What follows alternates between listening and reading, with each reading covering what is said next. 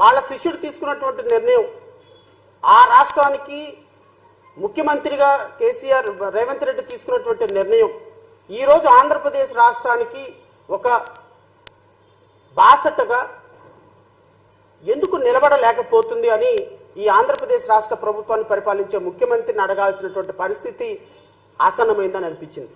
ఈరోజు press meet ఏర్పాటు చేయడానికి ప్రధాన కారణం ఆంధ్రప్రదేశ్ రాష్ట్రంలో ఉన్నటువంటి ఆంధ్రప్రదేశ్ రాష్ట్ర ప్రధాన కార్యాలయాలు ఆక్రమణలో నిబంధనలకు వ్యతిరేకంగా కట్టినటువంటి కట్టడాల మీద, నిబంధనలకు వ్యతిరేకంగా కట్టినటువంటి ప్రభుత్వ కార్యాలయాల మీద ఏ విధమైన నిర్ణయం తీసుకోబోతుంది ఆంధ్రప్రదేశ్ రాష్ట్ర ప్రభుత్వం వేచి చూడాల్సిన అవసరం ఉంది. కాబట్టి ఈరోజు ప్రెస్ మీట్ ఏర్పాటు చేయడం జరిగింది. రాష్ట్రంలో జరిగేటువంటి అతి కొద్ది రోజుల్లో జరగబోయేటువంటి ఆంధ్రప్రదేశ్ రాష్ట్ర ప్రభుత్వం ఏ విధమైన నిర్ణయాలు తీసుకోబోతుంది అనే దాని మీద కూడా ఒక చర్చ అవసరం. ఒక పక్క తెలంగాణలో 4,000 కోట్ల రూపాయలు సంపాదించినటువంటి ఎన్ కన్వెన్షన్ హాల్ని నిర్దాక్షిణ్యంగా కూల్చేసి చట్టం దృష్టిలో అందరూ సమానులే అని చెప్పినటువంటి రేవంత్ రెడ్డి ఒక పక్క, అలాంటి రేవంత్ రెడ్డిని రాజకీయాల్లో ఒక పదవి తీసుకొచ్చి ఈరోజు ఆయన ముఖ్యమంత్రి అవడానికి డైరెక్ట్లీ కారణమైనటువంటి చంద్రబాబు నాయుడు గారి ప్రభుత్వం ఇంకొక పక్క. ఇప్పుడు చంద్రబాబు నాయుడు గారి ప్రభుత్వం, కూటమి ప్రభుత్వం ఏమి చేయబోతుంది ఆంధ్రప్రదేశ్ రాష్ట్రంలో?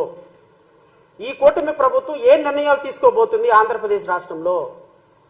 ఈ కూటమి ప్రభుత్వం తెలంగాణ ప్రభుత్వం తీసుకున్నటువంటి నిర్ణయాలను ఏమైనా ఇన్స్పిరేషన్ గా తీసుకుని భవిష్యత్తులో 2-3 వారాల్లోనో ఒక నెల రోజుల్లో ఏం చేయబోతుంది అనే దాని మీద ఆంధ్రప్రదేశ్ రాష్ట్ర ప్రజలందరూ కూడా చాలా ఉత్కంఠగా ఎదురు చూస్తున్నారు, ఇంక్లూడింగ్ మీ. అయితే మొదటగా నేను చెప్పేటువంటి అంశం ఆంధ్రప్రదేశ్ రాష్ట్ర ముఖ్యమంత్రి గారి ఇంటి నుంచే బయలుదేరదాం అక్రమ కట్టడాల కూల్చివేత. ఎందుకంటే ఆంధ్రప్రదేశ్ రాష్ట్ర ముఖ్యమంత్రి ఉంటున్న అధికారిక నివాసమే అక్రమ కట్టడం. ఈ అక్రమ కట్టడంలో నివసిస్తున్నటువంటి అక్రమ ముఖ్యమంత్రి సక్రమంగా ఏమైనా నిర్ణయం తీసుకుంటాడా అతి కొద్ది రోజుల్లో అనేది వేచి చూడాల్సిన సందర్భం.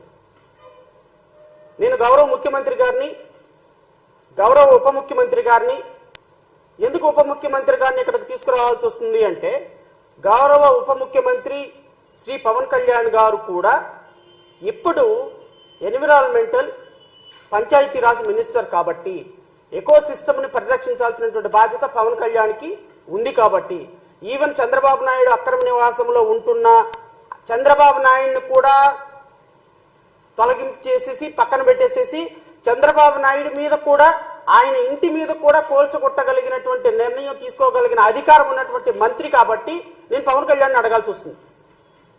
నేను గౌరవ ఉప ముఖ్యమంత్రి గారిని అడుగుతున్నా, మీరు మీ ముఖ్యమంత్రి గారు, మీ హెడ్ ఆఫ్ ది ఇన్స్టిట్యూషన్ ఉంటున్న అక్రమ కట్టడాన్ని ఎప్పుడు కోల్చబోతున్నారు? సినిమాల్లో డైలాగులు చెప్పి గబ్బర్ సింగ్ డైలాగులు రాష్ట్రంలో కుదరవు కదా సార్. ఎందుకంటే ఇది ఒక పరిపాలన. మీకంటే అక్కడ ఒక డైరెక్టర్ ఉంటాడు, ఒక సినిమా ఆర్టిస్ట్ ఉంటాడు, డైలాగులు చెప్పేవాళ్ళు ఉంటారు, కో డైరెక్టర్లు ఉంటారు. సార్ ఈ డైలాగును 1కి 10 సార్లు చెప్పేసేయండి సార్, 1కి 10 సార్లు చెప్పేస్తే ఈ డైలాగు ఇది కట్ అంటే షార్ట్ అంటే ఓకే అంటే అయిపోతుంది సార్, ప్యాకప్ అయిపోవచ్చు సార్ అంటే. కానీ ఇది కాదు కదా. మనమేమో సినిమాల్లో చెప్పే డైలాగులేమో పబ్లిక్ లో ప్రచారంలో చెప్పాము, పబ్లిక్ లో చెప్పే ప్రచారాలేమో ప్రజల దగ్గరకు వచ్చేసరికి నోరు మెదపటంలా. ఎందుకంటే ఇక్కడ స్క్రిప్ట్ రైటర్లు ఎవరు ఉండరు. మీరంటే మొన్నటిదాకా ఎలక్షన్ ప్రచారంలో అంటే సాయంత్రం దాకా బట్టి పట్టేసేసి 4 డైలాగులు వచ్చేసేసి ఇష్టం వచ్చినట్టు మాట్లాడేసేయచ్చు. బట్ ఇక్కడ అది కాదు కదా. ఒకసారి ప్రెస్ మీట్ లో కూర్చున్న తర్వాత పక్కన మినిస్టర్లు లేకపోతే ప్రిన్సిపల్ సెక్రటరీలు కూర్చున్న తర్వాత మనకి ఫోన్ ఫ్రెండ్ ఉండడు, మనకి స్క్రిప్ట్ ఉండదు, మనకు ఓన్ గా మాట్లాడాల్సిన పరిస్థితి. సో ఓన్ గా రియాక్ట్ అవ్వాల్సిన పరిస్థితి వచ్చింది, ఓన్ గా యాక్ట్ చేయాల్సిన పరిస్థితి వస్తుంది, రియాలిటీగా ప్రయత్నం చేయాల్సిన పరిస్థితి వస్తుంది. ఎందుకంటే సినిమాల్లో నువ్వు ఇలా కొట్టగానే పడిపోయినట్టు యాక్షన్ చేస్తాడు. ఇక్కడ అలా కాదు కదా. యాక్షన్ చూపించాలి, నువ్వే కొట్టాలి, నువ్వే నిర్ణయం తీసుకోవాలి, నువ్వే పాట పాడాలి, నువ్వే డైలాగ్ చెప్పాలి, నువ్వే సాంగ్ పాడాలి తప్ప ఫోన్ ఫ్రెండ్ రాడు కదా ఇక్కడ. సో